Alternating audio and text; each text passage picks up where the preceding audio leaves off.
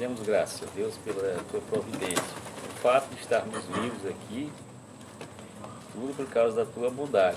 O Senhor tem nos sustentado todos esses anos, sustenta pelo poder da tua palavra, Deus. E essa é a razão da nossa existência. O Senhor é tudo para nós. O Senhor é o nosso guardador, o nosso protetor, o nosso Deus.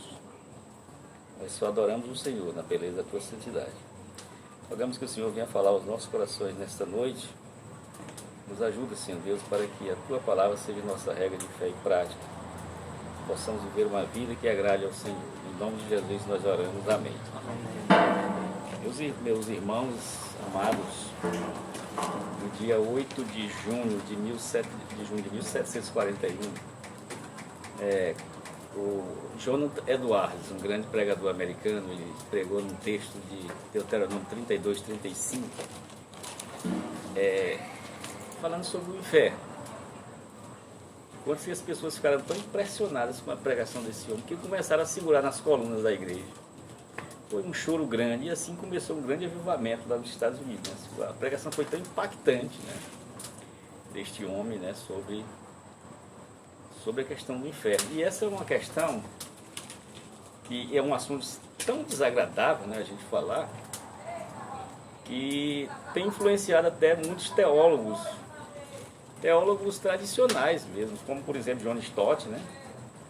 O famoso John Stott, que no fim da sua vida, um teólogo mesmo tradicional, reformado, mas no fim da sua vida ele flertou com a ideia da não existência do inferno.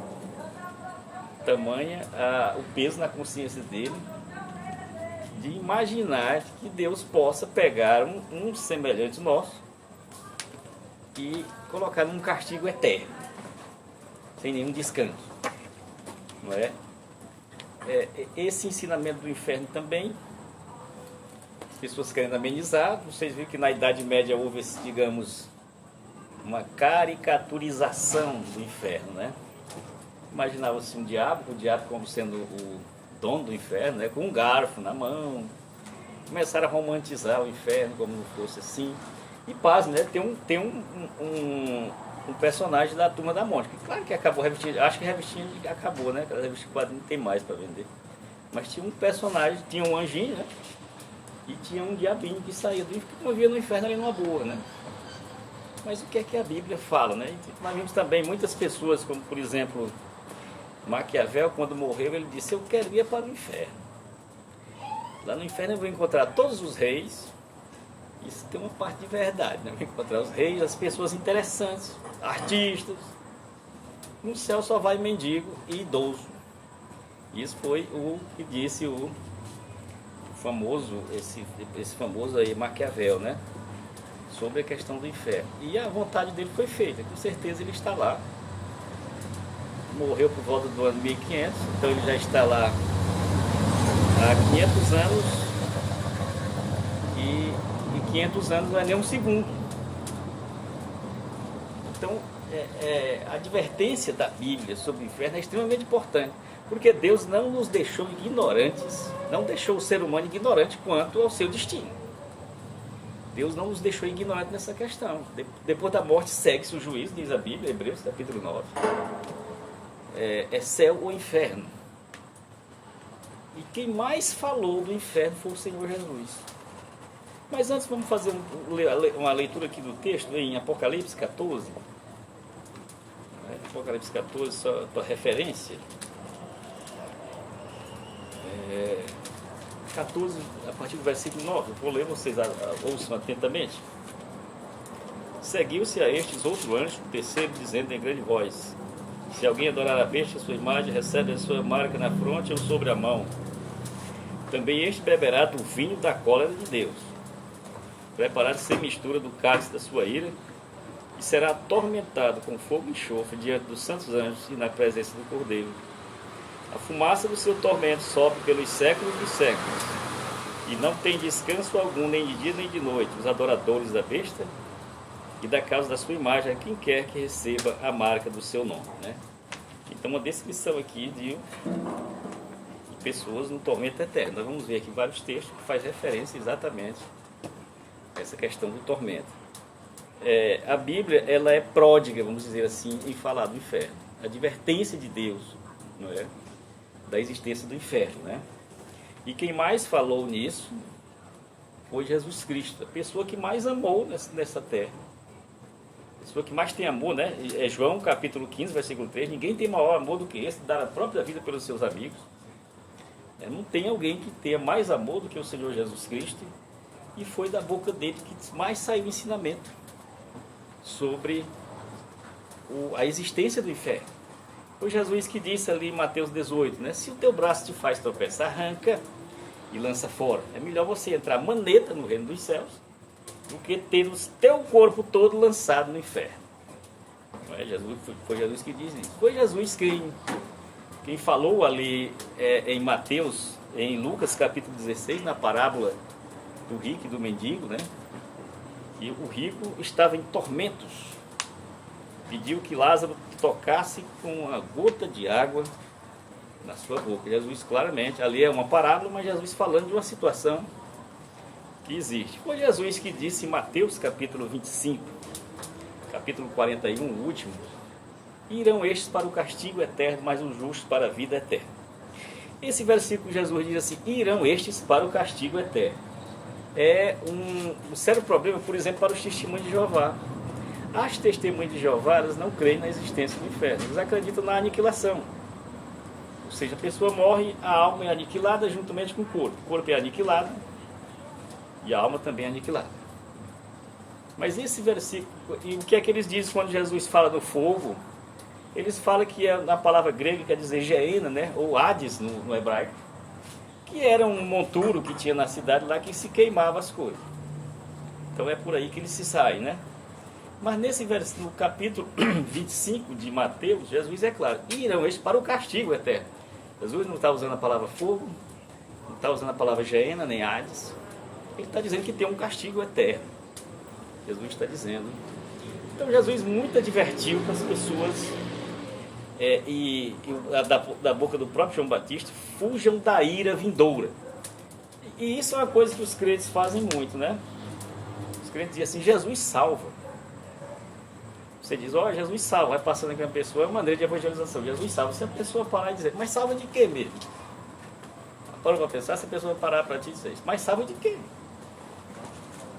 Salva de quê? Salva da ira de Deus. É o que diz a palavra de Deus, né? A Bíblia. Ele salva da ira vindoura, né? Que Deus vai derramar o cálice da sua ira sobre a terra, sobre os filhos dos homens, pela desobediência dos filhos dos homens. Essa é a advertência da Bíblia, né? Com relação ao inferno. Jesus ensinando claramente. Mas o que é qual a descrição que a Bíblia tem, né?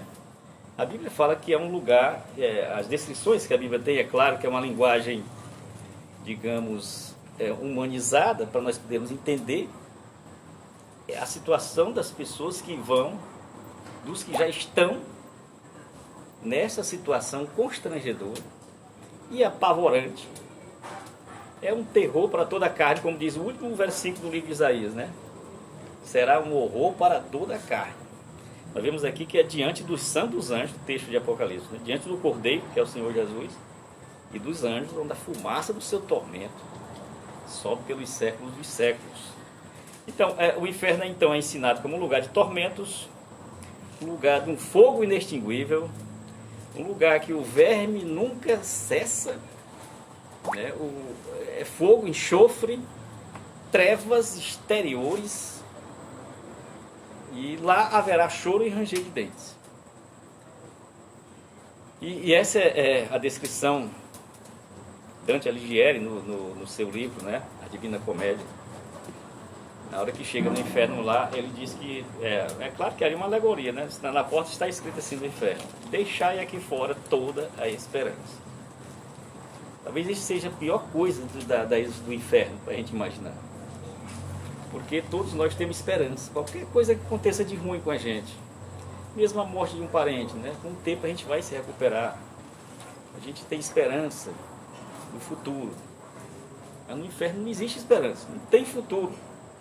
O que mais constrange com relação ao inferno, aliás, de diversos entendimentos, não é saber se tem vida após a morte. Claro que todo crente sabe que tem vida após a morte. é imaginar se tem morte após a morte. Será que tem morte após a morte? E a Bíblia diz que sim. Não é? A saber, a segunda morte. A saber, a segunda morte. Aquela pessoa, ela não existe mais, porque para ela não tem mais esperança. É uma situação extremamente constrangedora. A pessoa completamente afastada de qualquer bênção da parte de Deus. Né? Só resta então o contrário das bênçãos, né? Que é exatamente o sofrimento. E isso, como está vendo aqui, pelos séculos dos séculos, a fumaça do tormento subindo. Imagina, mas Deus faz isso aqui, a Bíblia está dizendo que Ele faz. Aí vem a pergunta, a injustiça da parte de Deus tem que fazer isso, né? A Bíblia está, claro, dizendo isso aqui. E isso independe de nós acharmos justo ou não. Independe de você achar, mas Deus vai fazer um negócio desse. Não tem, Deus não nem liga para isso. Você tem o seu entendimento sobre isso. Deus nem liga. Porque Ele vai fazer. Está na Bíblia claramente dizendo que vai fazer isso. Não é? Como então pode acontecer uma situação dessa? De que a pior característica do inferno é exatamente a questão de ser eterno o castigo. Então, se imaginou assim, a pessoa, se aqui fosse durar 1 bilhão de anos aqui, eu ainda teria esperança.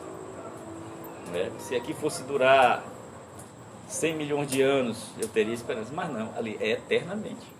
É o que a Bíblia está dizendo aqui, é pelos séculos dos séculos. Por isso a advertência clara de Jesus, né? Fujam dessa situação. Né? Não queiram o inferno, que é uma situação constrangedora. Jesus chega a falar que uns teólogos reformados chamam de a doutrina horrível.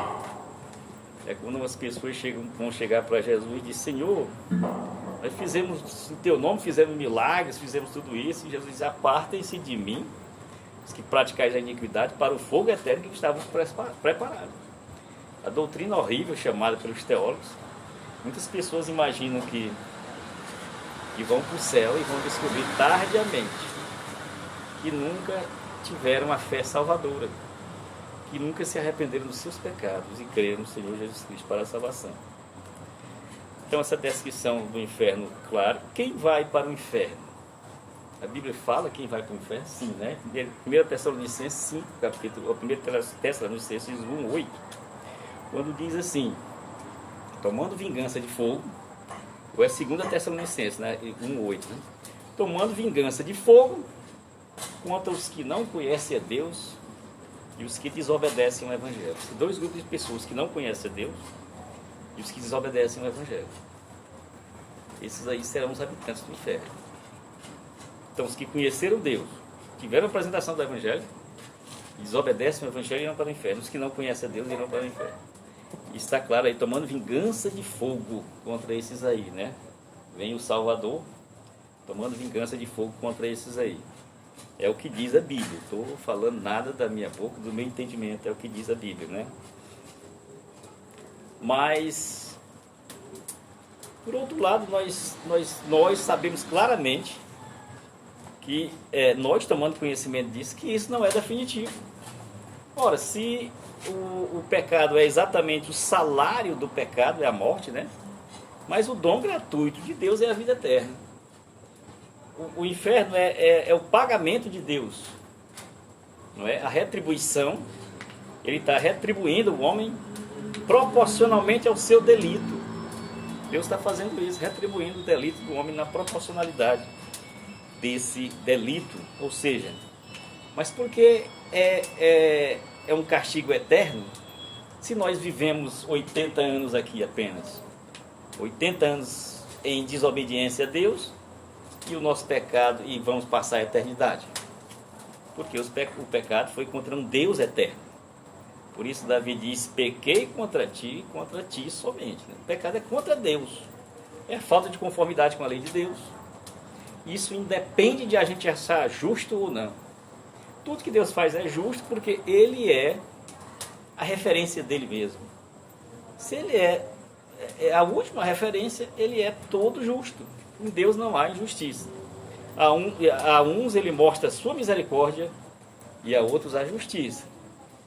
Retribuição. Então ninguém leva injustiça. Uns recebem misericórdia, Os outros recebem justiça da parte de Deus, né? Então eu vi certa vez uma igreja dizendo assim, que fez um tribunal de Deus e vá bater na porta de Deus e peça justiça a Deus. Não faça isso.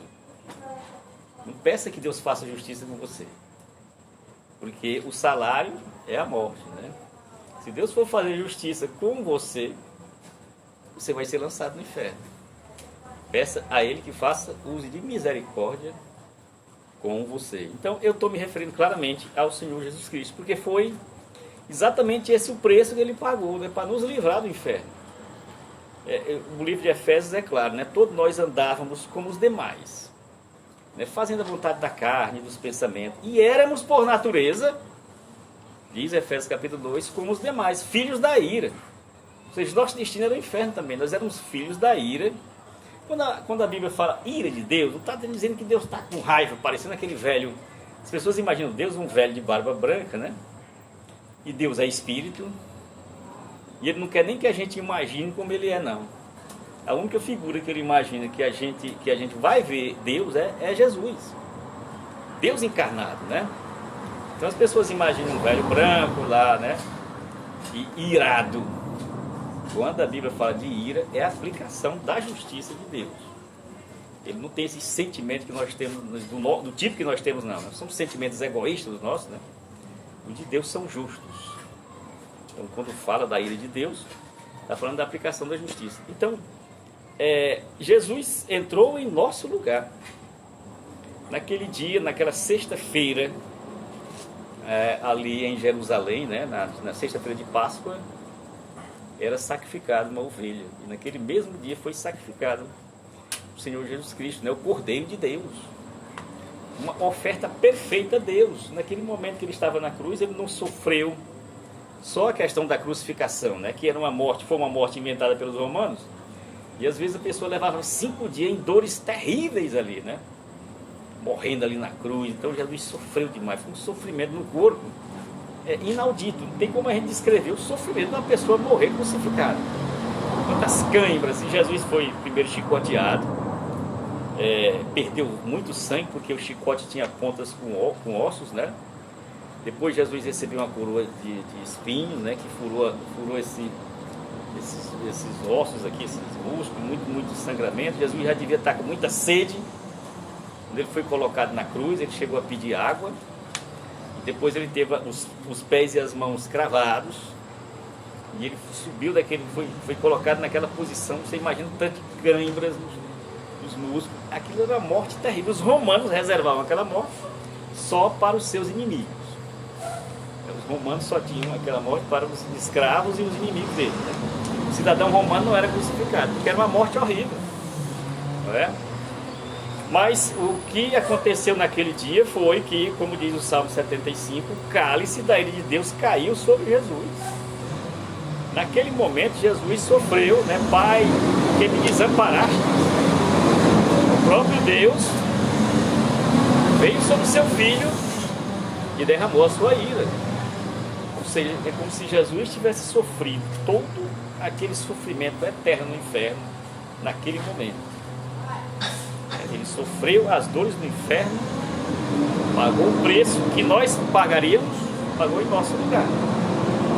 E é claramente isso aí, né? Jesus morreu em nosso lugar, expiou os nossos pecados. Expiar é pagar, né? Ele pagou os nossos pecados. E isso faz de Jesus o nosso dono. A oração sacerdotal, ele diz exatamente isso, né? Eles eram teus, está falando das pessoas que creem nele, né? Eram teus, tu me confiastes. E Jesus, assim, eu oro não somente por estes, ele está falando dos discípulos, mas oro por todos aqueles que vierem a crer em meu nome. Jesus orou por vocês. Já imaginaram? Que honra, Jesus orou por vocês. Ele diz, oro também por todos aqueles que vão crer no meu nome, lá no futuro, em Teresina. Ele lembrou até de Teresina, né? Eu oro também por todos estes, né? Isso faz de Jesus o nosso dono, isso faz de Jesus o nosso maior amigo. Foi Ele que deu a vida em nosso favor e nos livrou dessa encrenca do inferno. O que era reservado para nós, nos livrou. Faz de Jesus o nosso maior amigo, o nosso maior tesouro, não é? A principal pessoa da nossa vida. tudo para nós é Jesus. Jesus é tudo para nós, né? E o que há de melhor no céu é a presença dele, que nós estaremos para sempre com ele, né? E a Bíblia diz claramente por quê, né? Que Deus, no final das contas, Deus vai mostrar todos os seus atributos pelos séculos dos séculos, diz a Bíblia. Ou seja, o universo vai testemunhar todos os atributos de Deus. A justiça, como diz Romanos 9, que Deus, querendo demonstrar o seu poder e a sua ira, suportou os vasos de ira preparados. Ou seja, Deus vai mostrar que ele é justo. Ou seja, as pessoas no inferno vão demonstrar um atributo de Deus, que é a sua justiça. Por outro lado, o livro de Efésios diz assim: para mostrar nos séculos vindouros a suprema riqueza da sua graça em bondade para conosco. Ou seja, nós, ali como o Cordeiro, em felicidade, em bonança eterna, as pessoas, os anjos de Deus vão olhar para a gente como Deus é bom. Então, os atributos de Deus, né, de justiça e bondade, vão ser... É um display no universo, né? Todos vão ver a justiça e a bondade de Deus revelada assim, né? Então, o Senhor Jesus nos livrou simplesmente disso. Então, nós como diz a Bíblia, justificados, pois permanente a fé, temos paz com Deus, não é? O que é que nós queremos mais? O que é que tem de mais importante disso? Jesus nos livrou da ira de Deus. Aquela grande encrenca, né? Aquele que estava sobre nós, aquela espada que estava sobre a nossa cabeça. Jesus nos livrou disso aí. E uma outra coisa é a importância, a necessidade do Evangelho. É o Evangelho que vai chegar às pessoas, e vimos que o Evangelho tem tanta questão da salvação, como a questão do testemunho, daqueles que rejeitam, quanto os que conhecem a Deus, mas desobedecem. É o texto lá de 1 Tessalonicenses, 2 Tessalonicenses 1:8. Então, o Evangelho serve para marcar as pessoas. Uns vão responder com fé, com a fé salvadora, e vão para a bonança eterna com o Senhor.